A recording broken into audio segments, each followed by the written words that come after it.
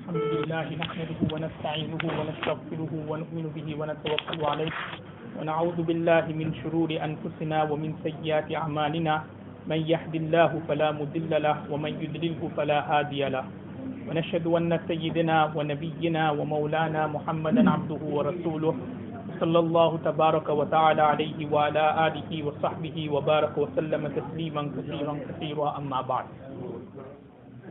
In last week's lesson, we were looking at the beginning few verses of Surah Al-Baqarah, and we were concentrating in particular on verses number 3, 4 and 5, in which Allah subhanahu wa ta'ala describes the God-fearing people, and He says that this holy book, i.e. the Holy Quran, it is a source of guidance for the God-fearing people, and then He goes on to mention some characteristics and some qualities.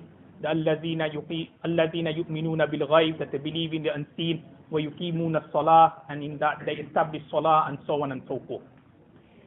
And then under verse number 4, we looked at another distinctive feature or quality of these God-fearing people, and that is that they believe what has been revealed to you, i.e. to Rasulullah sallallahu alaihi wasallam, and they believe what has been revealed before you.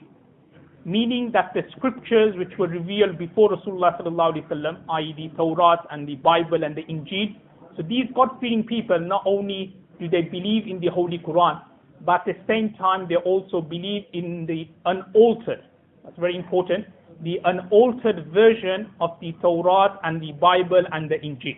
Because obviously if you believe in the altered version of the Bible and the Torah, then obviously that is not part of your Iman.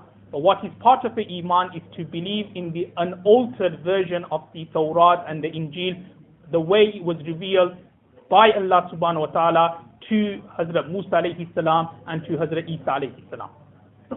Now under this particular verse, there was a topic which I forgot to mention last week, and that is that obviously we've already established that it is one of the fundamental parts of our Iman that we believe in the previous scriptures, that we believe in the Bible and we believe in the unaltered version of the Bible and the Torah. Now the issue or the question here is that can we use those books as sources for ourselves?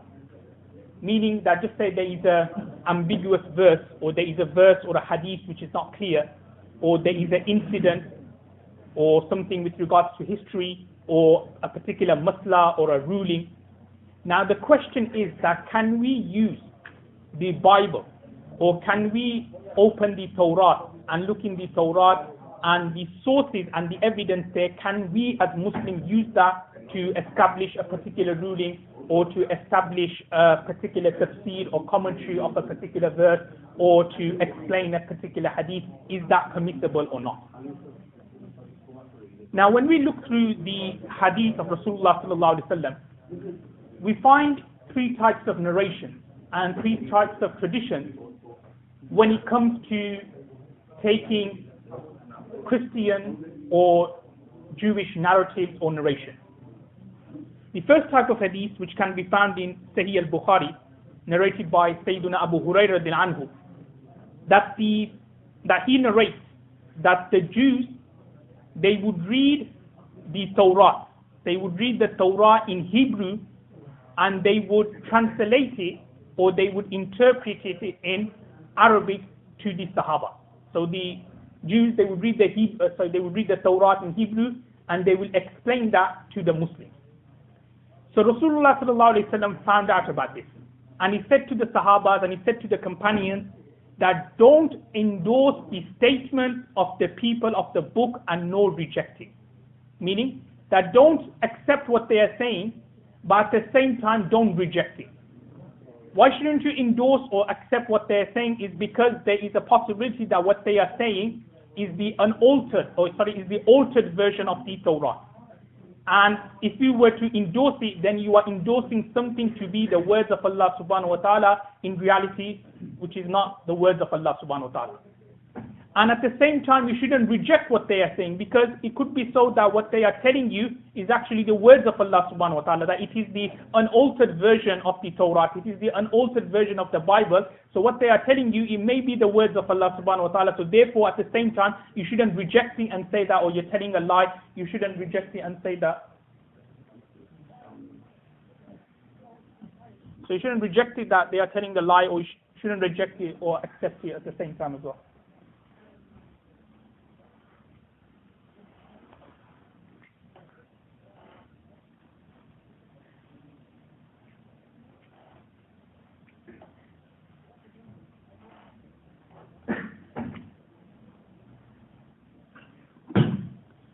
So that was the first type of hadith which you can find. The second type of hadith which you can find is again another hadith of Sahih al-Bukhari, narrated by Sayyiduna Abdullah bin Amr bin As radiyallahu anhu, that the Prophet of Allah sallallahu alaihi wasallam said, "Ballighu anni walau ayah," that convey to others what I have said, even though it may be one sign, even though it may be one message. Then Rasulullah sallallahu alaihi wasallam goes on to say, and report from the Banu Israel, i.e. report from the Jews, there is no problem in it. The word la haraj is there, that there is no problem or there is nothing wrong with it. But at the same time, it's also part of the hadith, Rasulullah sallallahu alaihi wasallam said, "Man kazaba alayya muta'ammidan falyatabawwa maq'adahu minan nar." That whoever makes a lie against me, or whoever attributes something against me, then his abode will be in the fire of hell. So this is the second type of hadith where Rasulullah sallallahu alaihi wasallam is saying that there is no problem or there is nothing wrong in reporting or in narrating from the Banu Israel, i.e. from the Jews or from the Christians and so on.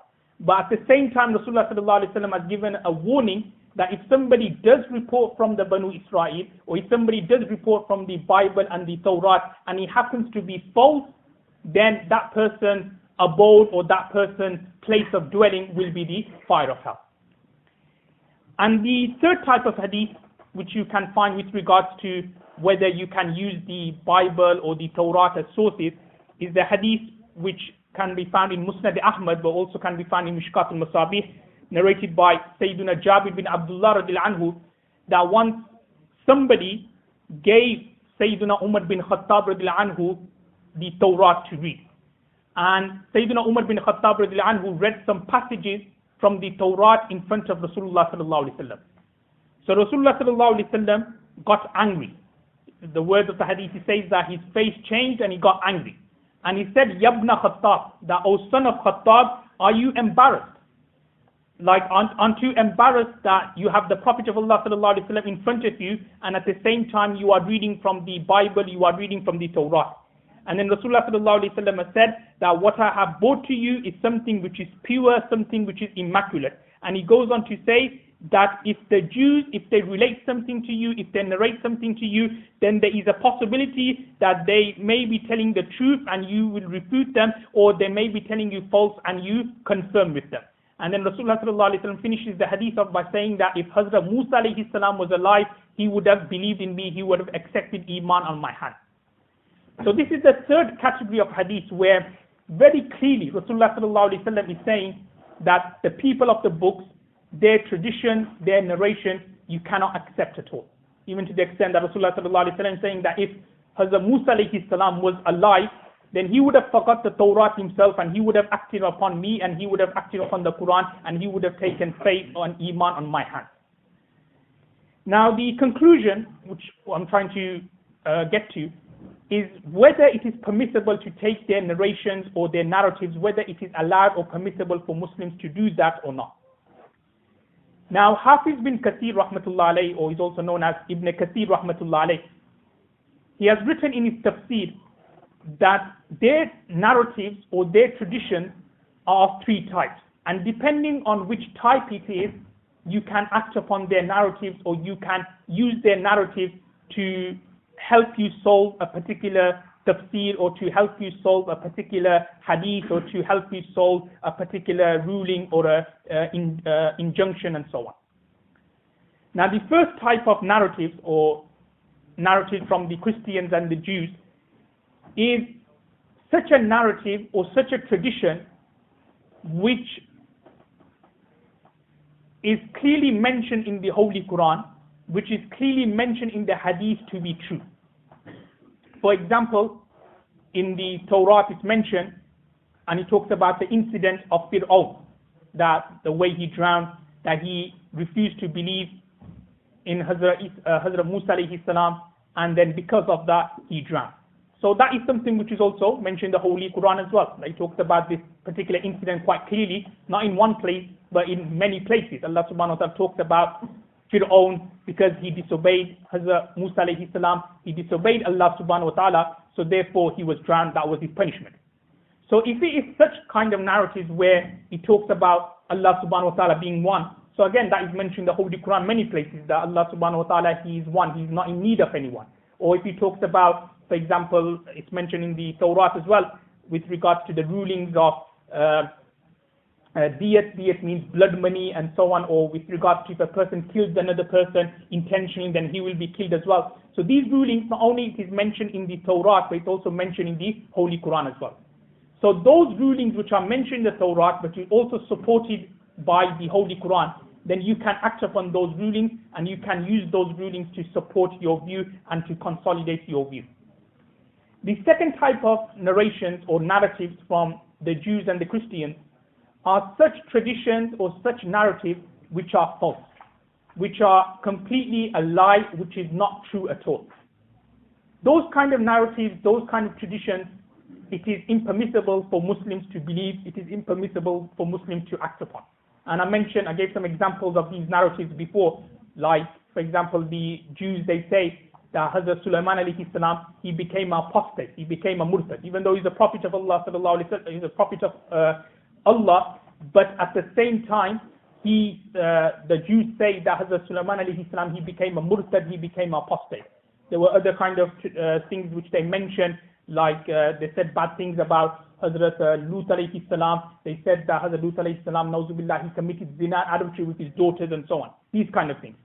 So obviously in those situations, those kind of narratives, because they are completely false, they are completely untrue, so obviously you won't act upon those kind of narratives and traditions which can be found in their books or by their scholars. And the third type of narratives or narrations are such where the Holy Quran and the Hadith and the Sunnah of Rasulullah sallallahu alaihi wasallam are silent, where it's not mentioned some or incident with, like the Holy Quran, Allah subhanahu wa ta'ala hasn't talked about this, or Rasulullah sallallahu alaihi wasallam hasn't mentioned this in any particular hadith. So in those narratives, Hafiz bin Kathir rahmatullah alayhi has said that it is preferable to remain silent on those kind of narratives, meaning that you shouldn't use those kind of narratives, but at the same time you shouldn't reject and deny those kind of narratives. So when we look at the hadith, because I mentioned three types of hadiths, so the first type of hadith where he says that don't endorse the statements of the people of the book and no reject them, that means that hadith applies to those narratives where the Holy Quran and the Hadith and the Sunnah of Rasulullah sallallahu alaihi wasallam are silent. That if the Jews say that, or it is mentioned in the Torah that this happened to a certain prophet, and we in the Hadith of Rasulullah sallallahu alaihi wasallam, in Sahih Bukhari, Sahih Muslim, Sunan Abu Dawud, we can't find anything, or when we look in the Holy Quran, we can't find anything. So the first hadith applies, and that is that don't endorse the statements of the people of the book, and at the same time don't reject them. So if they say something, say that, look, we're not sure, this could be something true, this could be something like false, we're not sure, so that's why I'm not going to accept what you are saying, and at the same time I'm not going to reject what you are saying. And then the second hadith where he says that report from Banu Israel and there is no problem in it, that is when their narratives and their traditions confirmed with the Holy Quran and the Sunnah of Rasulullah sallallahu alaihi wasallam. Like the incident with regards to Fir'aun, because that is mentioned in the Holy Quran, then you can use the Torah and the Bible as a reference and say that, look, this story of Fir'aun drowning, it is also mentioned in the Bible, it is also mentioned in the Torah, it is mentioned in the Bible, this section, this paragraph, and you could use that as a reference. And the third type of hadith where it says that you shouldn't, where Rasulullah sallallahu alaihi wasallam got angry upon Hazrat Umar bin Khattab radiallahu anhu for telling or from mentioning some narratives from the Torah, that is when their narratives have been proven to be false, have been proven to be incorrect. Then in that situation it is impermissible to narrate from them, and it is impermissible to use their like their books to establish a particular ruling or a commentary or a hadith and so on and so forth. Before we just finish this particular section, just one particular masla, and that is that whether it is permissible to study the Bible or the Torah, just generally whether we as Muslims can just study the Bible and the Torah and so on. Now the scholars have written that it is only permissible for the ulama, for the scholars, and in particular, and also for those whose iman is very, very strong. Okay, for the ulamas and those whose iman is very strong, for them to study the Bible and the Torah. And the reason why the scholars didn't permit or haven't given permission for a normal person or a normal lay person to study the Torah and the Bible is because there may be a danger that because he doesn't have that much knowledge of Islam to totally comprehend or to totally accept or to totally understand what is being mentioned in the Torah and what is mentioned in the Bible and so on. Okay, so because there may be a danger of a person's iman, or there may be some confusion, it may create some kind of confusion in a person's iman and faith. So therefore the scholars have said that those people whose iman may not be at a very strong level, those people who probably haven't studied about Islam that much, they probably know very little about Islam with regards to beliefs, with regards to the Quran, with regards to the Hadith. So for them to open up the Torah and start memorizing or start studying the Torah by themselves, then that may lead, or there may be a risk, or there may be a danger on their iman. However, scholars, ulamas, or those students who have studied a lot about Islam, about iman and so on, for them it is permissible to study the Torah and to study other books of the people of the religion. So that, alhamdulillah, concludes the first 5 verses of Surah Al-Baqarah. Last week we did make a start on verse number 6, but for the benefit of those who went here, I'll just very quickly clarify what I was saying last week. Now, before I start, I also mentioned this point last week as well, that one distinctive feature or quality of the Holy Quran is that whenever Allah subhanahu wa ta'ala talks about a particular group of people, then the very next verse or the very next ruku or section, or if you say the very next paragraph, Allah subhanahu wa ta'ala will talk about the opposite of that group. So for example, if Allah subhanahu wa ta'ala talks about Jannah, talks about paradise, talks about the people of paradise, that they will receive these delicious foods, they will drink from the 4 rivers of Jannah, the rivers of which will be full of wine, full of honey, milk and water, then in the very next paragraph, Allah subhanahu wa ta'ala will talk about the fire of hell, will talk about Jahannam, will talk about the dwellers of hell, that they will be given zaqqum, a thorny tree to eat, they will be given hot boiling water, they will be given pus to drink. Similarly, where Allah subhanahu wa ta'ala talks about the believers, then the next paragraph, Allah subhanahu wa ta'ala talks about the disbelievers. Now, keeping this particular principle or this particular quality in mind, when we look at the first 20 verses of Surah Al-Baqarah, we see that the first 5 verses were with regards to the believers, was with regards to the God-fearing people, the الَّذِينَ يُؤْمِنُونَ بِالْغَيْبِ يُقِيمُونَ الصَّلَاةَ and so on and so forth.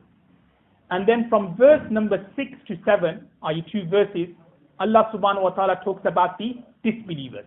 And then from verse number 7 all the way until verse number 20, Allah subhanahu wa ta'ala talks about the munafiqun, talks about the hypocrites, and talks about their kind of trickery, how they try to trick and deceive Allah subhanahu wa ta'ala and the fellow believers and the fellow Muslims.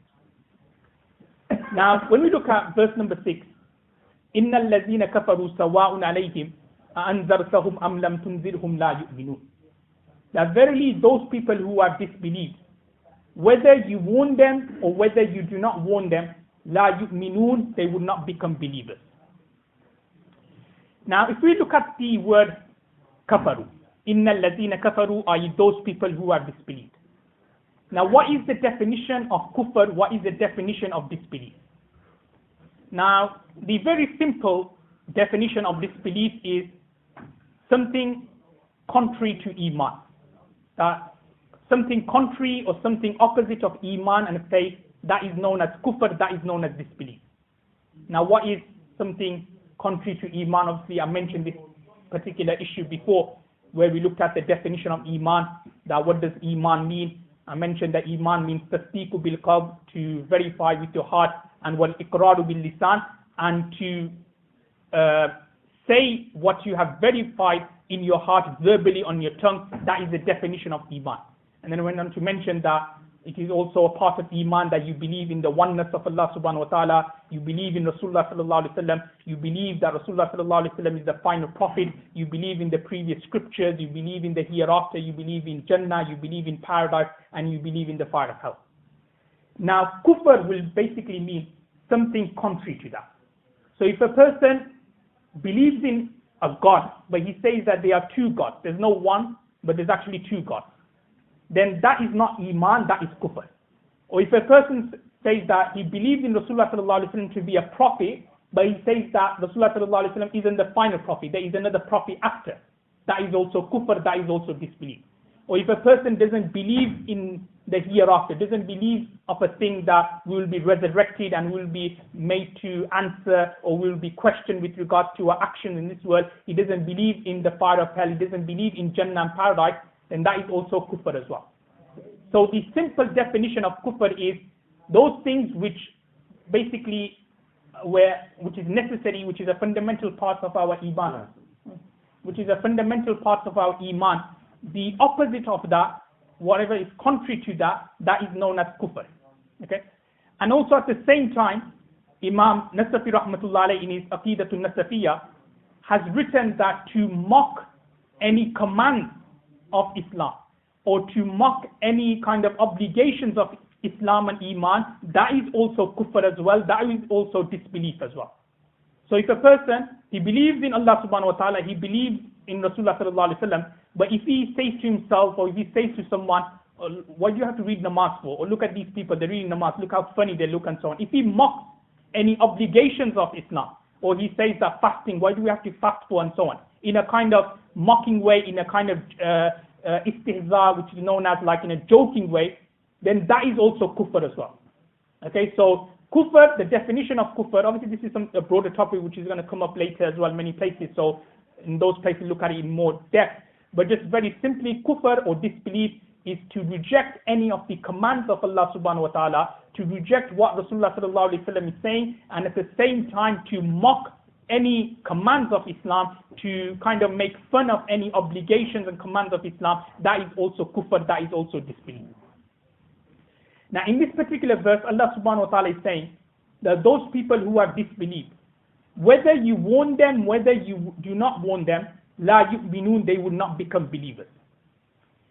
Now when we look at this particular verse at its face value, it seems to us that all disbelievers are destined to go to the fire of hell.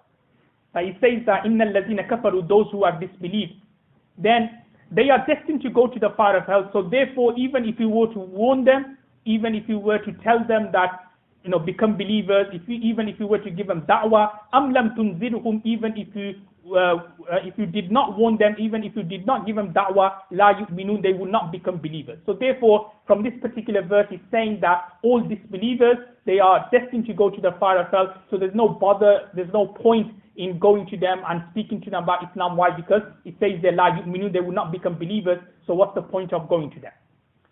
However, as I mentioned, that this is not the correct interpretation of this particular verse. The interpretation of this particular verse is that innal ladhina kafaru, that those who have disbelieved.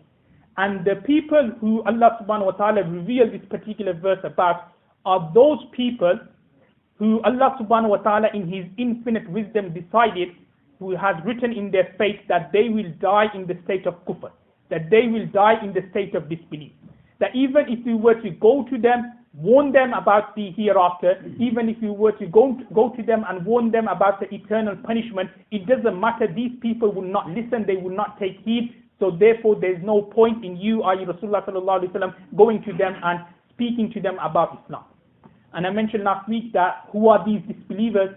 They are Abu Jahl, they are Abu Lahab, who Allah subhanahu wa ta'ala has said that these people will die on kufr, they will never ever become believers. So therefore, Rasulullah sallallahu alaihi wasallam, there was no point in him to go to them, speak to them, invite them to his gatherings, talk to them about Islam, talk to them about the hereafter. There was no point in doing that.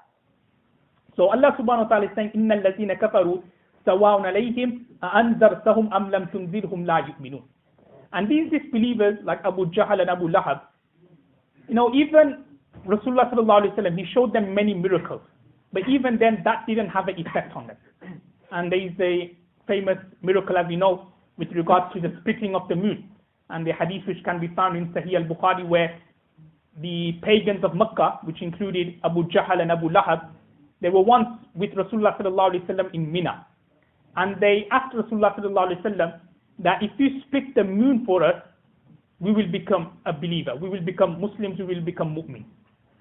So Rasulullah sallallahu alaihi wasallam, what he did was that with the help of Allah subhanahu wa ta'ala, he split the two moons. To the extent, according to the hadith of Sahih al-Bukhari, the Mount Hira could have been seen, was seen in between. So just say the moon was there and the Mount Hira was underneath. So Rasulullah sallallahu alaihi wasallam split the two moon up to the extent that you can see Mount Hira in between. And Rasulullah sallallahu alaihi wasallam then said, Ishhadu, now verify that you have seen this particular miracle. And then Rasulullah sallallahu alaihi wasallam rejoined the two moons together.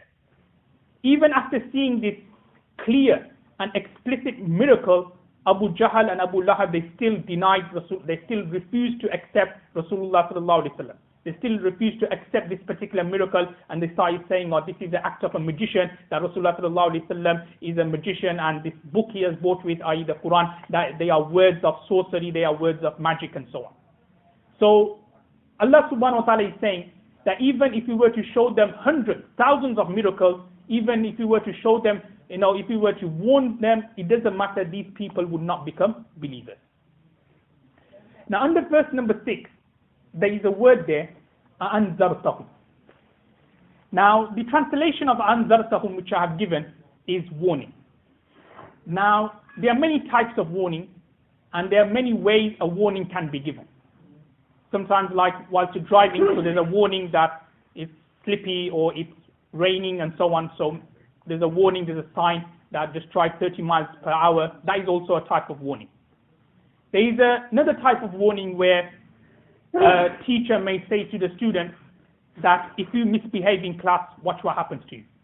So that is again another type of warning. Or a manager says to his staff or to his employees that if you late again, then you're sacked. That again is another form of warning. Now when we look at these kind of warnings, that when a teacher says to the student that if you misbehave again, then watch what happens. That is also a warning, but that is such a warning where the benefit is to the teacher. The teacher is making such a remark, is making such a statement so that he can control his class. Or the manager or the supervisor is making such a remark that if you are late again, then you are sacked, so that the company can move on or can move smoothly. So that is a warning, but that is such a warning where the benefit is to one person, or is to the person who's making the warning or who's making the threat. Then you have another warning, which in Arabic is called inzar. And inzar is such a warning where the benefit is to the person you're making the warning to. That you're telling him something, but it's for 100% his good, not for your own good. Like for example, when a father, he says to his son that, look, if you don't pass your GCSEs, if you don't pass your A-levels, or if you don't become a Hafiz, or if you don't become a scholar, then this will happen to you, and so on. So the father is saying it, but you could say more or less for his son's benefit, for his son's betterment. Similarly, when Rasulullah sallallahu alaihi wasallam, when he gave warnings to people, when he said to people that if you do not become believers, then you will face the torture of the hereafter, you will be in the fire of hell, you will be one of the dwellers of hell. Rasulullah sallallahu alaihi wasallam didn't make this warning for himself, because Rasulullah sallallahu alaihi wasallam was guaranteed Jannah. He didn't really make one iota of a difference to Rasulullah sallallahu alaihi wasallam. But the warning was done in such a way that 100% the betterment and the benefit was for the people who he made the warning for. So Allah subhanahu wa ta'ala is saying, what we can say that inzar is such a warning where there is love and compassion. that you're not doing it for your own self, but you're saying it in a loving way, you're saying it in a nice way for that person's betterment. So Allah subhanahu wa ta'ala in this particular verse is saying that those people who are disbelieved, such as Abu Jahl and Abu Lahab, even if you were to warn them, even if you were to warn them in a loving way, in a nice way, even then these people would not become believers. La yu'minun, that they would not become believers. And from this particular verse, a couple of maslas are established, and the main masla which is established from here is that when you speaking to disbelievers, or even to Muslims as well, it is very important that when you're giving them da'wah, that you give them da'wah in such a way that it's 100% for their betterment and for their benefit. Don't give da'wah in such a way where it seems as though that you are benefiting from that da'wah. This is one of the qualities of Rasulullah sallallahu alaihi wasallam, inzar, which when you give da'wah to someone, when you warn someone, then give a warning or give da'wah in such a way that you're trying to make out that this is for your own benefit and this is for your own betterment. If a Muslim brother is not coming to the masjid, he's not practicing, then give him da'wah in such a way to come to the mosque, to come to the masjid, not for your own benefit, but for the benefit of that particular Muslim brother. Or a non-Muslim who has some misconception with regards to Islam, give him da'wah, but give him da'wah in such a way that it's for his own benefit, for his own betterment, and not for yourself. So that is one particular masla which can be understood and deduced from this particular verse. And another particular masla which can be deduced is that, as I said, the meaning of this particular verse is that the disbelievers who are meant here are those specific disbelievers, i.e. Abu Jahl and Abu Lahab. Other disbelievers or disbelievers who are living in this country or in this day and age, because we do not know whether they're going to die on disbelief, whether they're going to die on kufr or not. So therefore it is necessary for us that we give da'wah. Even though they may be staunch enemies, they may have so much hatred and malice against Islam, but even then at the same time, because we do not know whether they're going to die on disbelief, obviously no verses, obviously the system of wahi and divine revelation has gone. So obviously we do not get divine revelation from Allah subhanahu wa ta'ala telling us that this person is going to die on disbelief.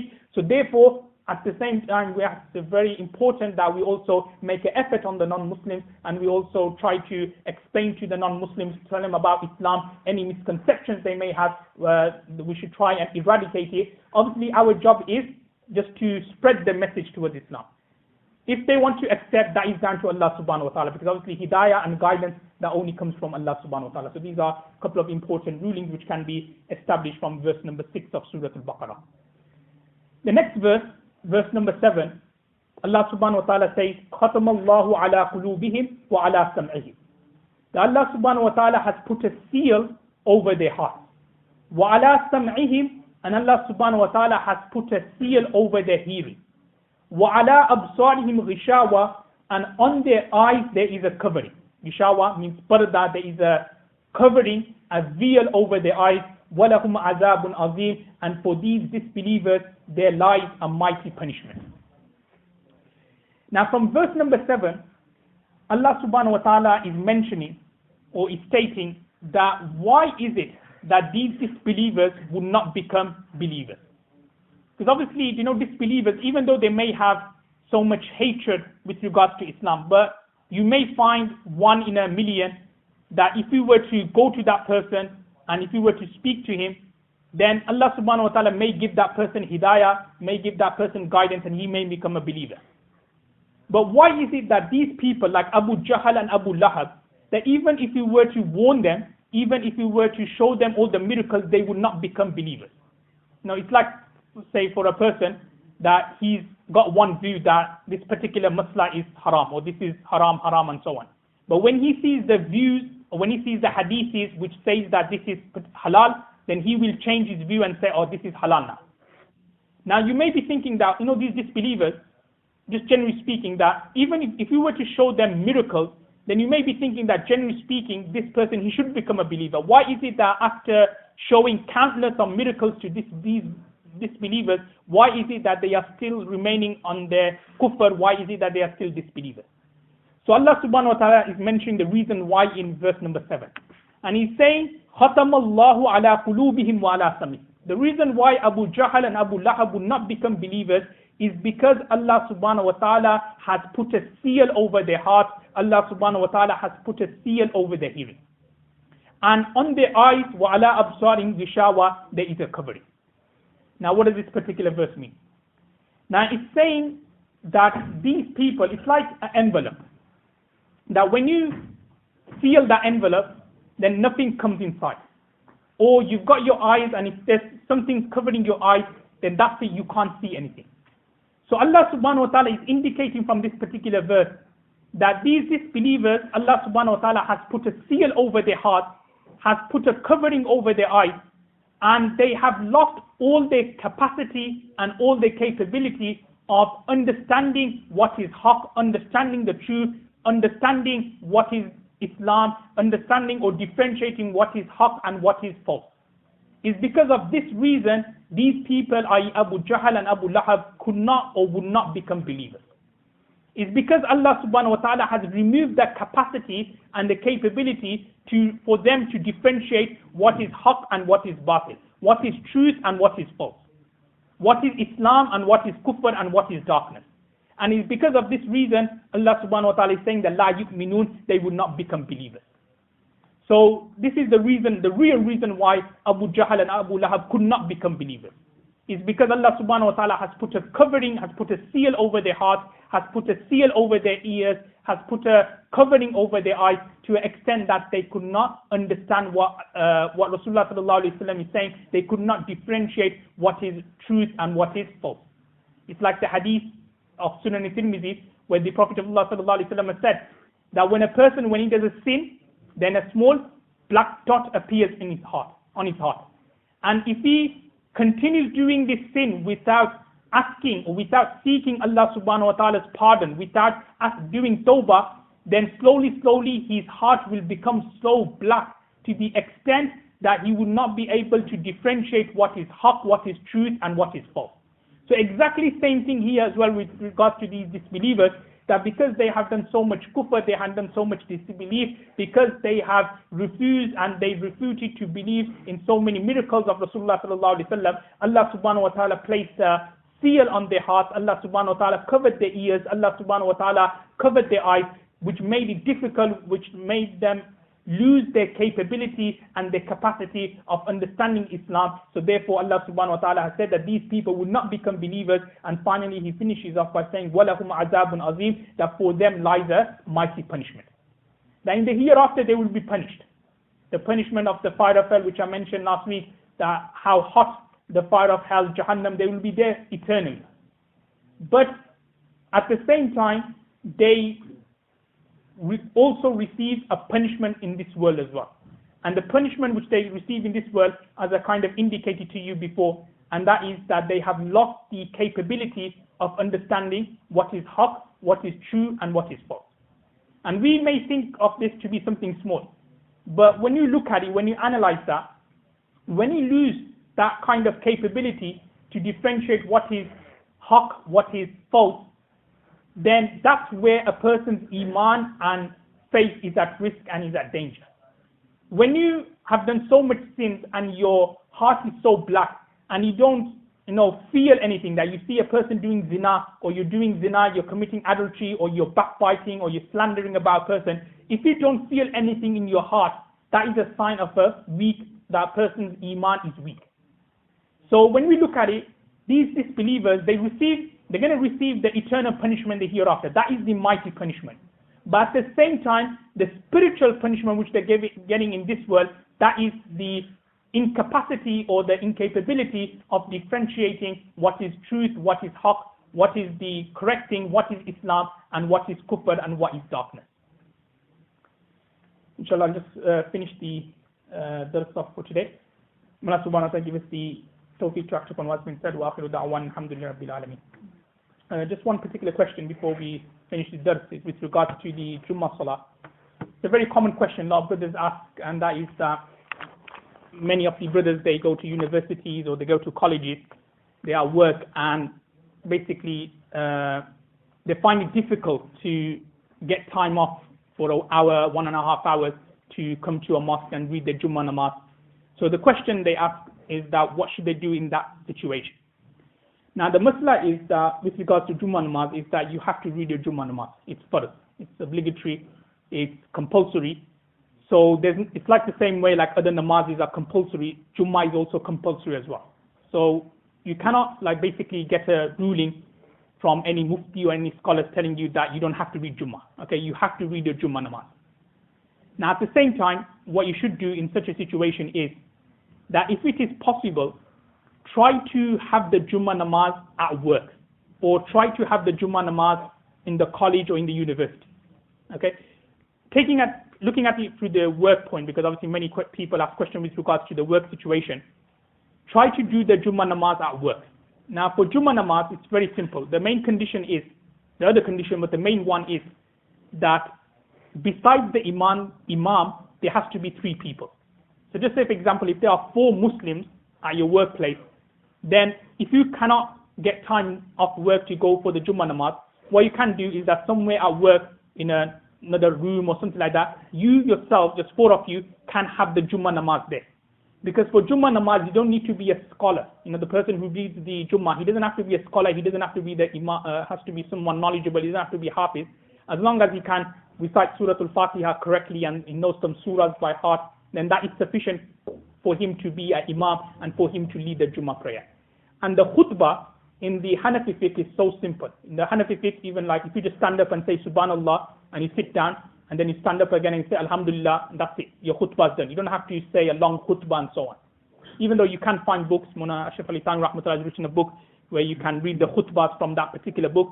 So if you can do that, then that is preferable. But if you cannot read that or you don't have time for that, then the Hanafi fiqh, it is so simple reading the khutbah that even if you just say Subhanallah once, Alhamdulillah, that's it, your khutbah is done.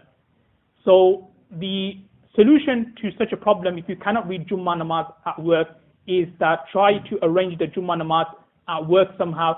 If it's possible, try to get a scholar from somewhere, do the Jummah namaz at work, and then, as I said, you don't have to be a scholar to lead the Jummah namaz, as long as you know how to recite a few surahs, you know a few surahs, and if you just read the khutbah from the book, or even if you don't have that book, even if you just say Subhanallah, Alhamdulillah, and some Durood Sharif, that will be sufficient, and your khutbah will be done according to the Hanafi mazhab. So that is the ruling with regards to the Jummah namaz.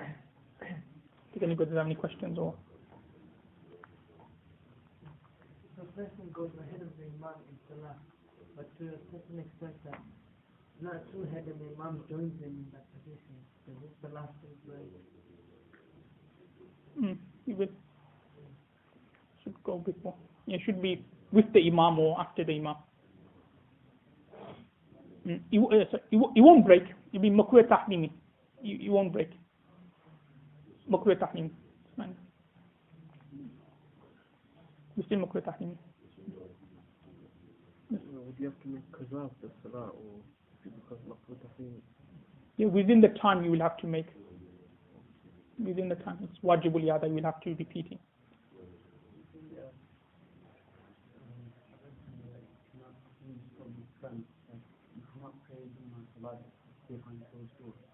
And like prisons and college are considered to be close to because nobody can enter except those who are involved. Yeah, if the fatwa given by Mufti Rashid Ahmad San in his Ahsan al-Fatawa, he has written with regards to the condition of Izn Am, and he has said that the reason why it's closed is because of the safety of the students who are at colleges or who are at universities, or is because of the safety of the prison members and for the other public. But you can have it. If you look at the fatwa, it's changed. بسم الله الرحمن الرحيم اللهم انت السلام ومنك السلام تبارك يا ذا الجلال والاكرام اللهم اتنا في الدنيا حسنه وفي الاخره حسنه وقنا عذاب النار اللهم فاغفر لنا ذنوبنا وكفر عنا سيئاتنا وتوفنا مع الابرار وصلى الله تعالى على خير خلق محمد وعلى اله وصحبه اجمعين.